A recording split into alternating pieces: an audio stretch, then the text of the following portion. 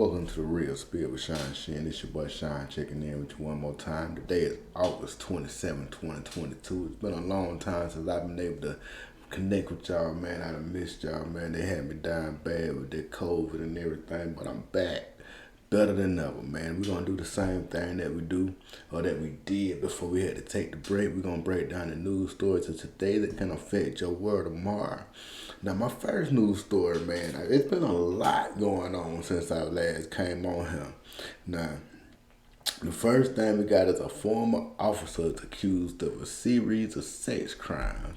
I want y'all to check this video out real quick. An arrest almost a decade in the making, sending shockwaves through the Hutchinson Police Department. I am appalled and disgusted that somebody who is a suspect in these type of crimes and this type of behavior ever wore the uniform and this badge that I am honored to pin on my chest every day. Hutchinson Police Chief Jeffrey Hooper says in late 2018, just weeks into his tenure, a sexual assault occurred at a city park. Hooper says he then learned that assault was related to a string of assaults that had taken place in Hutch since 2012. That's when he decided to hold the first public press conference on the issue. You never know what type of information may actually break the case for us. Chief Hooper says shortly after that press conference 4 years ago, longtime patrol officer Todd Allen resigned. From May 2019 to June 2022, the PD then received several prowler and window peeping calls.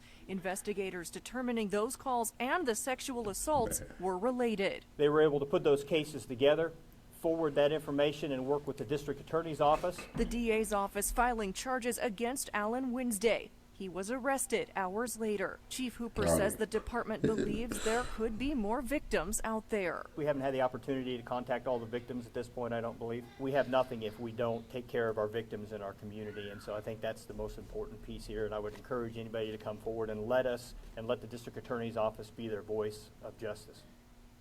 Man, I got that from NBC. No, I wanna follow that up. I got another little article from KFDI that I wanted to check out, man. Y'all, man, hit me up in the comments. Let me know what y'all think about this stuff, man. Why are they always so appalled when it's them, man? Like, what kind of psychological tests do they actually give these people, bro? The test they give at Walmart to trip you up. So I'm just curious to see what kind of test that they're giving these people that are clearly murderers, rapists, and let's go. A former Hutchinson police officer made his first appearance in court Thursday. Like I said, this is from the KFDI website.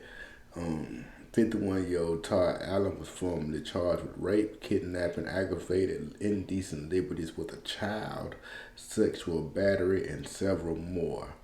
Hutchinson Police Chief Jeff Hooper said Wednesday that Allen was arrested in connection with a series of sexual assaults and other crimes that occurred between 2012 and 2018. Hooper held a press conference in 2018 to talk about the assaults. Man, Buddy is off the meat rack, man. Buddy is not playing the damn radio. The chief said the cases were never placed in the cold case status and investigators continued. He didn't give it time for it to go cold. Every time it might be getting ready to go cold, he doing that. Like, Buddy really had a damn problem, and I don't understand. I just don't understand. I've been broke before and could still get some ass. Like, I'm talking about broke. Like, I'm talking about broker than bam. Bro, and this dude is an officer, he getting a good check. I ain't got a nice position. Like, what in the hell is your problem where you feel like you got to go and assault these women? Like, work on your game, man. They got TikTok videos showing you how to talk to women. They got all kind of stuff out there to put you on. Oh, man, but you ain't got to do this kind of shit, man. Again, he said he is appalled and disgusted that what Hooper said, that a suspect in these type of crimes ever wore the uniform and the badge. They don't never be that appalled or disgusted when they've been killed an innocent black man. But we're going to continue to move on and talk our talk like we do. That's in Kansas where that situation went down right there, man. And I just thought that was like, damn. The mitigated gall, like for you to be a serial anything, like you got to be getting the only thing close to a serial that well they did say that black dude came through Macon that was a serial killer. I think he was a truck driver or something, but it's rare. It's rare because man, for you not to never be a suspect, you got to look like you supposed to be there, and we don't never look like we supposed to be there. So especially when we done did some shit, man. But we're gonna move on, like I said, man. I end up talking on that for a good little while. My next thing we're gonna talk about, a mom has been charged with the murder over the death of her 18-year-old daughter. Now, when I first read that, I'm like, damn, like, did she stab or did she do it wrong? Cause you know, to kill an 18-year-old, it's normally when you hear stuff like this, it's a case of where the mama done killed the baby or something. But she said that the baby was 18 and it just kind of threw me. But apparently the baby had some multiple underlying health conditions, and she was supposed to be getting taken care of, but her mom and the mom was not providing adequate care for her daughter, and that's what resulted in her death. Virginia Marie Stone was charged in relation to the September 30th, 2020 death of her 18-year-old daughter.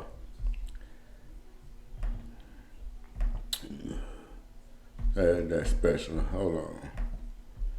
Well, they ought to stop trying to hate on me. The Charles County Sheriff Office found the 18-year-old dead on her bed, and the mama told detectives that she had several underlying issues. The autopsy was performed. After the investigation, they learned that Evelyn was diagnosed with multiple medical conditions that could have been treated if she was provided the appropriate care. They ruled her death a homicide because of neglect, pneumonia, and malnutrition. You got to be a special kind of sick motherfucker not to feed your own child. Like, I just don't. Oh boy, some of the things that you read about on this app. Alright, man, we're gonna keep the show moving along. We're gonna keep everything moving and grooving. I don't want to hold nobody up today. My next story comes from out of South Carolina, where elementary school principal been shot to death in her car and a suspect was arrested pretty soon. Kyle Church has been charged with the murder of the elementary school principal, Miss Cook. She was shot dead in her car, and the suspect was sitting in the same vehicle. He was still sitting in the car when the police got there. Like, man, there's a lot going on in the elementary schools. You would think that by the time Buddy becomes a shooter, he would have been forgot about the elementary. He would have been moved his focus on to something else. But you know that I done heard a lot about people who peak at high school. But could you imagine peaking in elementary school? Like elementary school was the last time you mattered. That would be rough. That would be rough. They did not disclose what Hamilton was doing in the vehicle when police arrived to the scene. Oh man, he looked like he might have been doing some old creepy shit.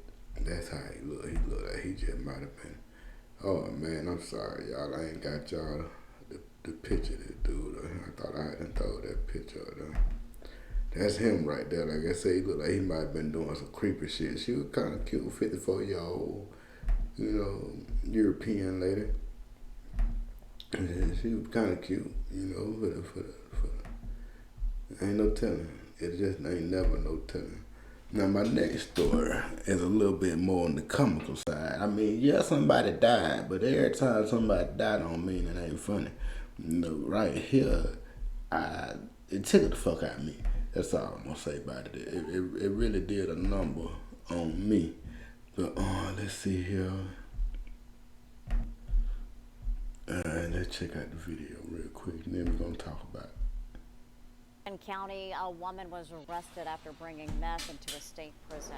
Ooh. Rachel Dollard visited the facility, and officers say her exchange of drugs through a kiss with an inmate ended up They were being watching a Orange is kiss the New of Black. death. Reporter Caitlin Keenahan talked with the Tennessee Department of Corrections about the craziest ways they've seen people try to sneak in contraband. Rachel Dollard is facing murder charges following an exchange of methamphetamine at the Turney Center Industrial Complex. Through a kiss of death, But she sometimes passed you the just gotta drugs let to that an dope go. inmate, Joshua Brown. Methamphetamine R.I.P. and brother. related drugs. They're stimulants that they can actually exert really toxic effects. Toxic effects that, in Brown's case, led to death after officers say he swallowed half an ounce of the drug. God. Low circulation, I low was respiration, geeked up for low her. oxygen, and then finally the brain and the other organs are going to start suffering and failing. This would not have happened if the drugs weren't smuggled in. It obviously poses Of course not. To the safety of the population and to the security of the facility. Lee Dodson is the Assistant Commissioner for Prison Operations in Tennessee. He's witnessed the many avenues people take to get drugs in. People are flying drones over, the facilities and try to drop items. We do have people, visiting the facility for a legitimate reason that try to introduce contraband. But if those drug smugglers are caught, T-Doc says That's a it will lot of not be a time to happy be ending putting for on them. the Make sure line. that we prosecute those folks to Yeah. the fullest extent of the law, whether it be state prosecution or whether it be working with our federal law enforcement partners. Rachel Dollard and her alleged kiss. We're gonna keep an eye on this right here and see what In happens. Knoxville, I'm Caitlin Keenahan. But, as y'all can Tennessee tell, that Department came of from out of Corrections says they WBIR arrested Channel 10. That's another story right out of NBC. That shit wild, boy. That buddy had his last kiss. A half an ounce. I'm used to. I can't cap. I'm used to buying the green leafy substance. A half an ounce would be hard to pass. And during a kiss, like how long were they kissing? Goddamn, like I mean a half an ounce still got to be a half an ounce. It got to weigh up to be a half an ounce. Like that just seemed like that's a lot. It seems like that's a lot to be trying to pass through a kiss. God damn. Oh, well, rest in peace to Buddy. You know what I'm saying? That's all I can say. Well, rest in peace to him. God damn. But ain't even no way to segue in that story right there. Like, it ain't no good way to segue. Shit, that done fucked me up. But y'all didn't get to see what she looked like. That's her and old boy that got killed in the whole process and everything. But now we're going to move on to our next story, man. My next story is the Florida teacher right here. She done hid a missing kid in her house that she knew was missing. But these teachers are, well, for one, a lot of these teachers starting to teach at 20, 21 years old. But this one right here, 31-year-old, and she done let somebody trick her out her bag. She once again we got a not so ugly lady, that done got tricked up out of her position, and they say that she knew the child was missing and the child was not supposed to be. Of course, she knew the child wasn't supposed to be there. Kelly Simpson is her name, and taking your kids up through there is her game. She don't really play radio about this thing. She'll go to jail about it. It appears. Hold on one second. I'm going to try to get y'all a video to accompany this and let y'all hear a little bit what they had to say about this lady and her exploits. Man, teachers just wasn't going to ham when I was coming up. Man, I had this one teacher, but good God Almighty. We ain't going to talk about pre-algebra 7th grade, though. That's all I'm going to say. But, if you were there, then you know. The news you count on. NBC2. Some kind of farm. A Charlotte County teacher is facing a felony after a boy was found inside her home. Deputies say Kelly Simpson knew the boy's parents had reported him missing.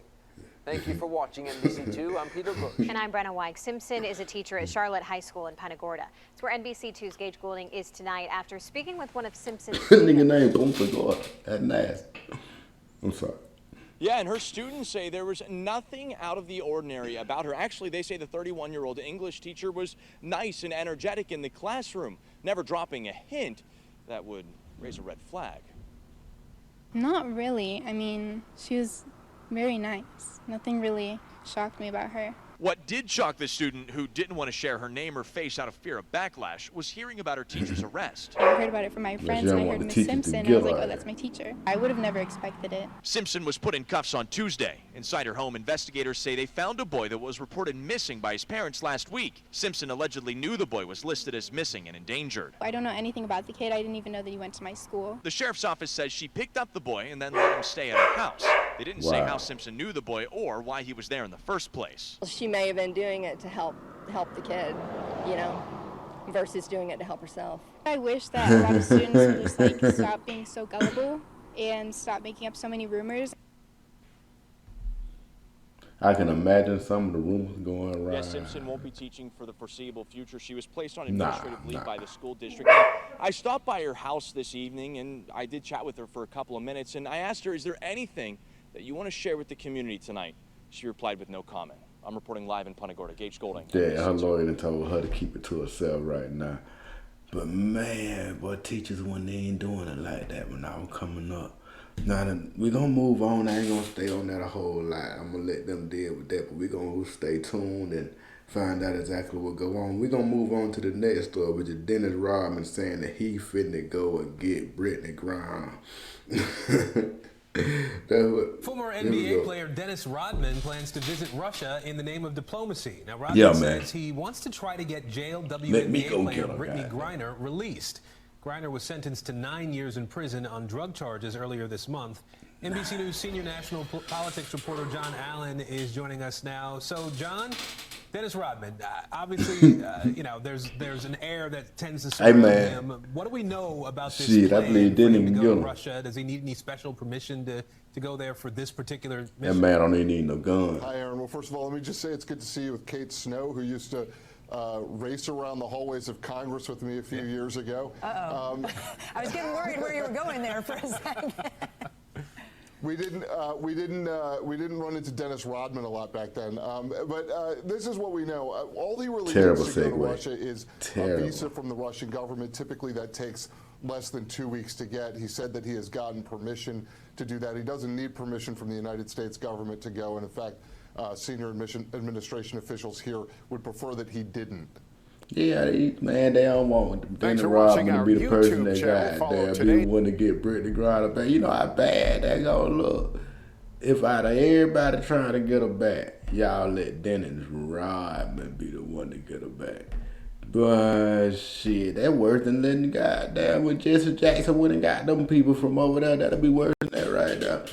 Yeah, you know, I remember they were mad about goddamn Jesse Jackson. Them folk gave Jesse Jackson them prisoners. Oh, man, but I don't think nobody had no more hostages since then. That was about the last time, but, I mean, if anybody can go get her and bring her home this week without having to do nothing else, I believe Dennis will do it, man. They need to go ahead and let Dennis help his thing out, but the latest stories that I got on this thing is that he ain't gonna be able to go. Somebody done reached out, whispered in his ear, told him, man, y'all chill out. Yeah, this ain't no North Korea situation. They gonna get you over there and lock your ass up too. And then we'll have 2 of y'all over there. But I just wish that he'd have had a chance. You know, at the end of the day, I just wish he had had a chance to go over there and try to get her back. And who knows what would have happened, man? Who knows? Shit, it would have definitely been interesting to follow and to find out. For sure. Now, I appreciate y'all checking in with me today, man. Like I said, it's been a long time since I was able to drop an episode. We're going to go ahead and follow through with this 9th law of power. I know it's been a long time since I was able to give y'all a couple of these right here. We're going to go ahead and drop it off on the 9th law of power by Robert Greene. Hopefully it'll start shortly.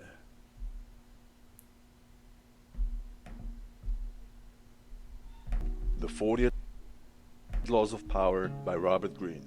Law number 7. Win through your actions, never through argument. Any momentary triumph you think you've gained through argument is really a Pyrrhic victory. The resentment and ill will you stir up is stronger and lasts longer than any momentary change of opinion. It is much more powerful to get others to agree with you through your actions, without saying a word. Demonstrate, do not explicate.